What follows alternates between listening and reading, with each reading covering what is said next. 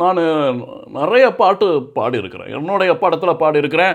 ஆனால் அது வந்து என்னை அன்சங் ஹீரோ அப்படின்னு நிறைய பேர் ரிஜிஸ்டர் பண்ணுறாங்க. ஏன் இப்போ சமீபத்தில் இந்த அலெக்ஸ் எக்ஸ்பீரியன்ஸ் பார்த்துருப்பீங்க, அதுலேயே என்னை வந்து அன்சங் ஹீரோ, என்னை யாரும் யூஸ் பண்ணலை அப்படின்னு சொல்கிறாங்க.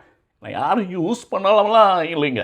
ஏன்னா என்னை நிறைய படத்தில் கூப்பிட்டு பாட வச்சாங்க. ஏன் கிழக்கு சீமையிலே படத்தில் ஏஆர் ரஹ்மான் மியூசிக்கில் கூட நான் ஒரு பாட்டு பாடியிருக்கேன். என்ன தெரியாதா? தெரியாது. ஏன்னா அது வெளியில் வரல, அது வெளியில் வராத அளவுக்கு நடந்து விட்டது. அது என்ன அப்படின்றத தான் நான் இப்போ சொல்ல போகிறேன். நல்லா கேட்டுக்கோங்க. அது ஸ்டுடியோ கூப்பிட்டாங்க, ஏதோ ஒரு பொண்ணு வாக்கப்பட்டு ஊருக்கு போகுது, அந்த பொண்ணு ஃபீலிங்காக ஒரு பாட்டு பாடணும் அப்படின்னு சொல்லிட்டாங்க.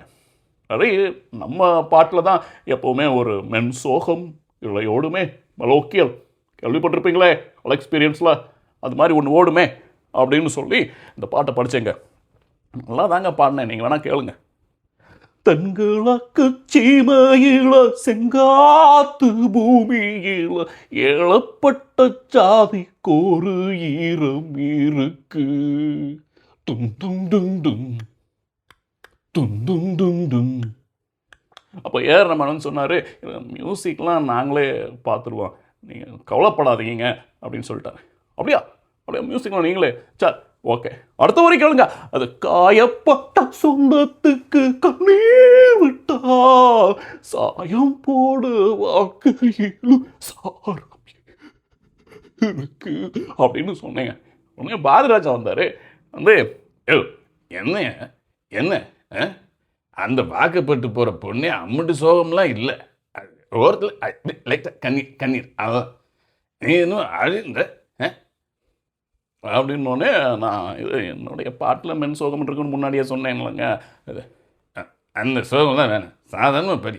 அது வந்து அண்ணனை விட்டு புருஷன் கூட வாழப்பு, அதுதான் அதுதான் போலாப்புக்கு வாக்குத்தாரே ஈசாமி மூளையில மேகாயிருக்கு. வாசுவை கூப்பிடுங்க அப்படின்னு சொல்லிட்டாங்க. வாசு வந்து பாடினாரு, அது ஏதோ சுமாராக இருந்துச்சு. நான் பாடியிருந்தோம் எப்படி இருந்திருக்குன்னு யோசிச்சு பாருங்கள். அந்த மென்சோகம் மட்டும் மிஸ்ஸிங் இல்லைங்களா? அதே மாதிரி தான் நிறைய பாட்டை அந்த ஸ்டுடியோவில் வச்சே போஸ்ட்மார்ட்டம் பண்ணிட்டாங்க. அதே மாதிரி இன்னொரு பாட்டு இருக்குது, அந்த பாட்டு என்ன படத்துலன்றதை கேட்டால் ஆச்சரியப்பட்டு போவீங்க. ஆனால் அடுத்த வீடியோவில் அதை பற்றி சொல்கிறேன். சப்ஸ்கிரைப் பண்ணிக்கோங்க, ஃபாலோ பண்ணிக்கோங்க. அடுத்த வீடியோவில்